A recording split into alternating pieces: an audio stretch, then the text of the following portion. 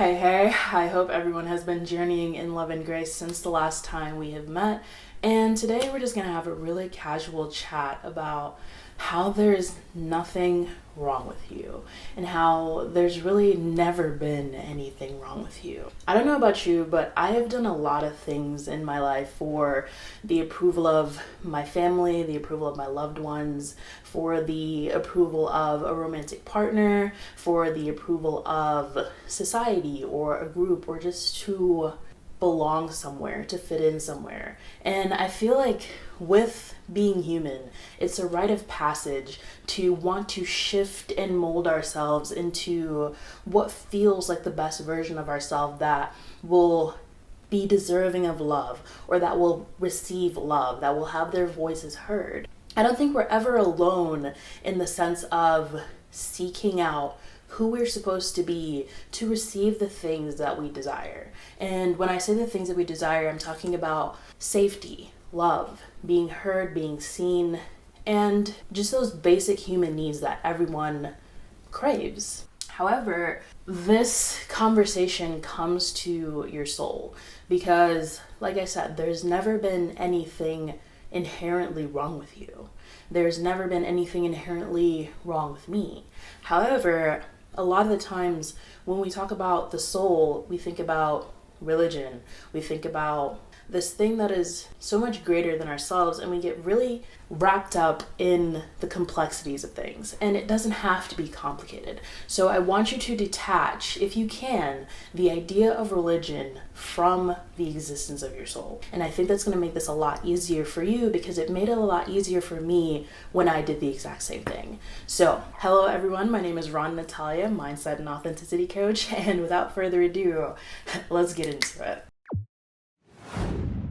So let's say when we were born, so this is you, little baby. When we were born, we were made to believe that, well, if you follow Christianity as a religion, I was raised Catholic. We are taught that we are born in sin. So from the moment that you were born, you were just full of sin. And it is by the grace of God and the death of Jesus that you have the possibility of going to heaven and achieving a life that is good and virtuous. However, it's not enough that you were born in sin, but you now must also live a life. You must follow a path. I drew the baby too close to the middle, but you must follow a path that is set by a certain rule or a certain standard that will determine if you are still worthy enough to go to heaven, or if you're going to suffer in eternal hellfire. So you must spend your entire life determining whether or not your soul is good enough to go up, or if you have just not met the need, you've not accepted Jesus Christ as your Lord and Savior, you've not, whatever. I don't want to get into the semantics of it because that's not important. Because this part of anything doesn't matter, because the initial assumption that you were born in sin, that you were born this bad thing, and that your human experience is for you to shift and transform yourself is wrong. You are not here to change. And when I say change, I mean at your foundation, at your core, at the basis of who you are. You are not meant to change. And a lot of people aren't familiar with the basis of who they are, because from the moment we became conscious, from the moment we began to collect memories and begin to see, how do I fit in here? Who do I appease to here? We begin to change. And so when we begin to change so early, we begin to forget or lose the parts of ourselves that is the foundation that we came into this world with, which is literally your soul. We're going to erase this whole concept because this isn't religious. This is spiritual. And you can have spirituality and religion, but I don't intermingle the two, because what I'm teaching is a foundation of something that is not connected to religion. It is literally the nature of the world. It is literally the nature of your existence that I'm talking about. If you want to tack something on top of that, then that's totally fine. That's what feels authentic and genuine to you. But we're talking about the basics, right? So we're talking about math and you want to learn how to build a car kind of vibe. We're not there yet. I may never go there. I just want to talk about math, okay? One of the things that began to help me when I began to pursue my journey of learning myself and knowing myself and understanding what it is I'm here to do and how can I make my life feel as fulfilling and loving and wholesome as I possibly can, I had to shift my perspective. I had to change my belief. And we've talked about beliefs before, where we have beliefs that limit us from our full potential. They stop us from achieving what it is we're meant to achieve because we have built our reality within this belief. So if you've built your reality within the belief that I was born bad, I have to fix myself, and you constantly look for things, look for reasons that this little baby is bad. This little baby has always been bad, and this human experience is supposed to fix this baby, or else you just came here for no reason. Like, what's the point? What's the point? Then you are going to have a really hard time in this reality that you've built for yourself. When the truth of the matter, when the truth that you should accept, and the reason why you should accept it is because it is going to open up your life. It is going to open up that box because it's going to take away that limit, that belief that I have to always change. I have to always shift. I have to always be something else. When something isn't for you, you know how it feels because it feels like you're being forced. It feels like you're being stifled. It feels like you're living your life and suffocating at the exact same time. And it's like, why, if I'm doing the right thing, do I feel so trapped, so alone, so scared, so unsure as to if this is the right thing? And so the reason why accepting this truth will help you is because it takes away all of that unsurety and it allows you to embrace a life of what if that takes that pressure away from you, right? And it allows you to just exist and experience your life while learning who you are and coming back to who you've always been. Because the truth that I'm going to tell you that takes away this reality, that shifts everything and helps this little baby live a fulfilling life filled with love, where they're heard, seen, and valued, is the fact that, and this was one of my affirmations, one of my mantras, when I was really working very hard to shift my perspective out of self-hate, out of constantly being something that I was not. And so I hope sharing it with you allows you to also transcend out of that part of your life that's no longer serving you.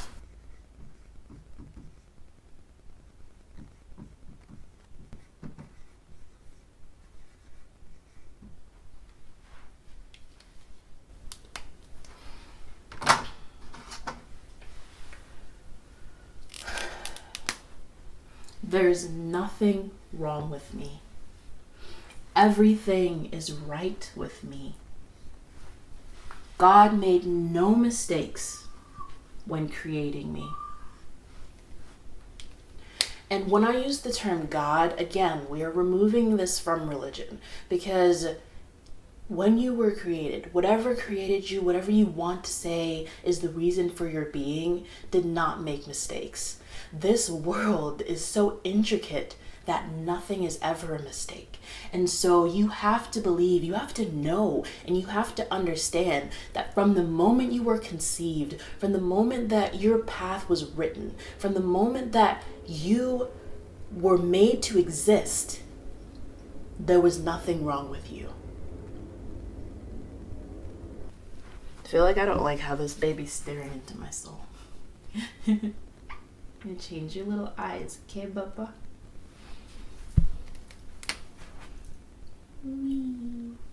There you go.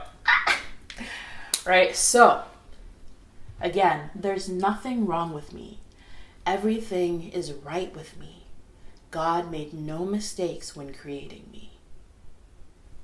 And every time I had the idea where you have that question with, oh my God, what's wrong with me? Why can't I do anything right? Why can't I fit into this box that I've made for myself? There's nothing wrong with me. Everything is right with me. God made no mistakes when creating me. From the moment you were born, you were who you were meant to be. And I know a lot of people have a lot of questions about that, because it's like, okay, then why am I here? If I am not here to shift, to change, to transcend, to be something greater than what I already am, why am I here? And that's a valid question. I mean, a lot of people want to know, why do we exist? And honestly, I say that the question why is always a trap, because we get caught up in the things that don't matter. Instead, I like to focus on questions like how and what and all of those other things. But why and when? Release it. Everybody's purpose is different. So the why for you being here may have nothing to do with changing.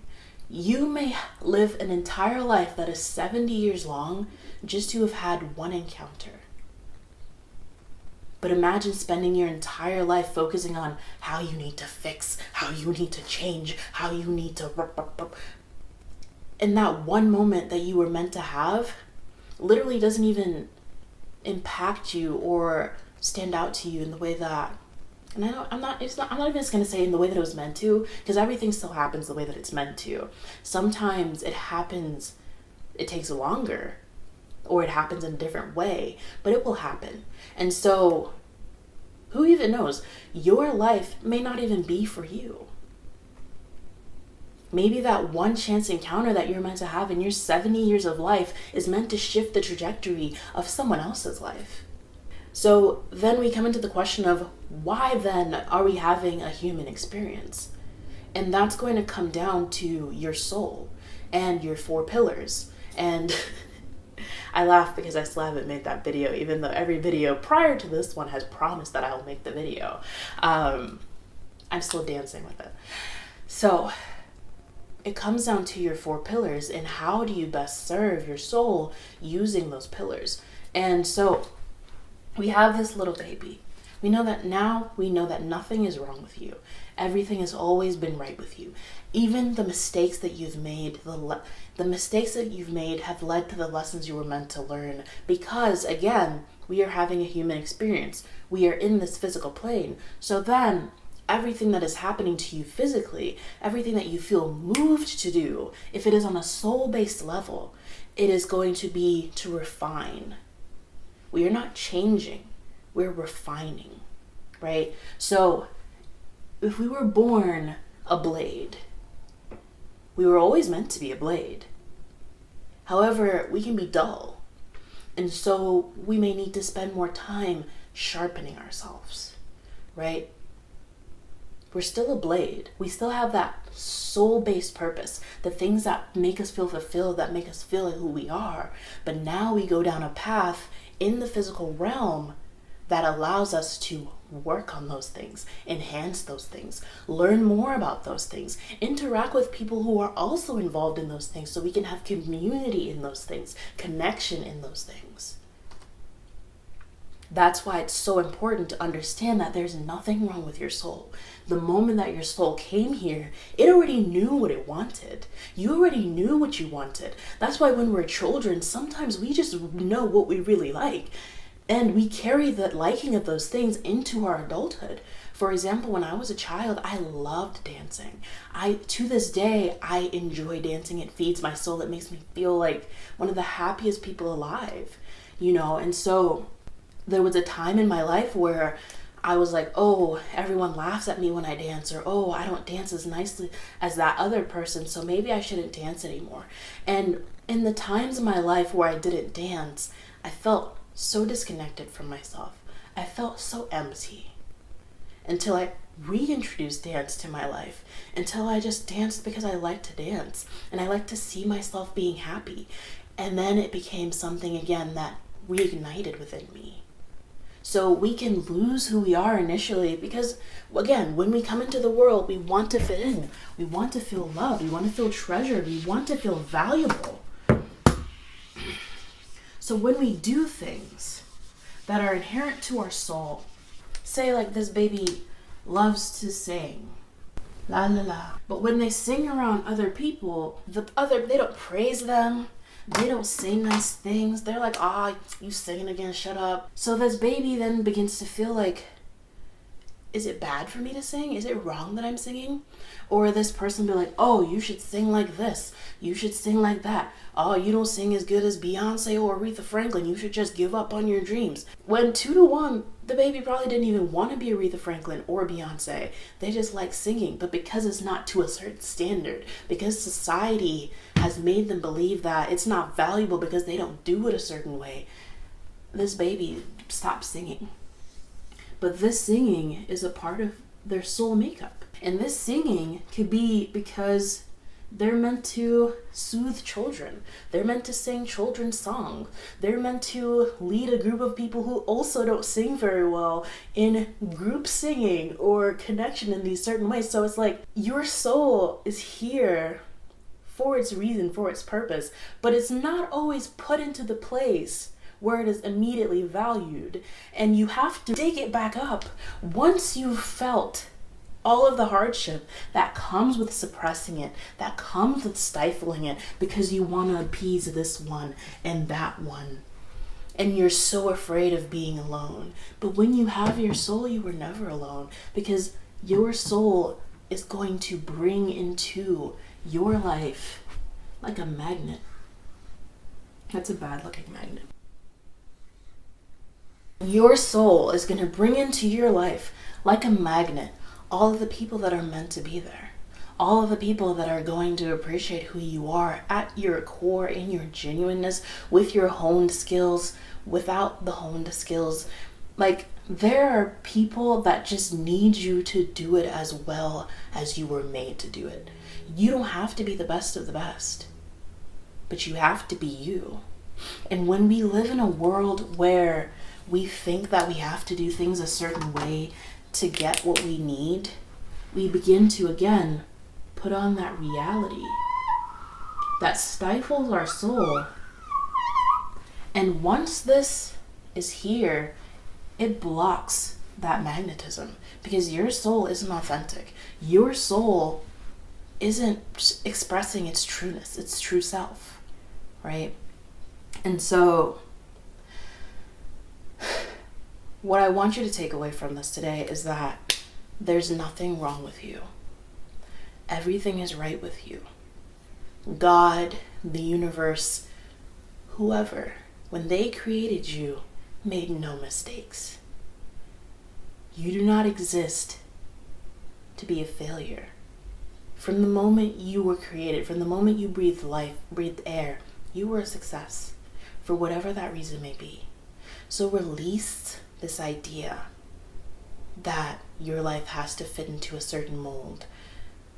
Let it be what it's meant to be, and appreciate and love it and be grateful for it as it unfolds before your very eyes. Come into your own life as a tourist, to be bewildered by the things that not only you create, but the things that you begin to attract and manifest as you be the most pure, authentic version of yourself. Don't come with the expectation of this for that. Just come to be, to exist, to enjoy.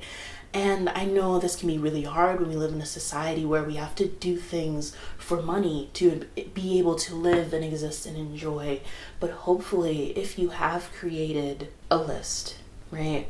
And I call it an authentic joy list.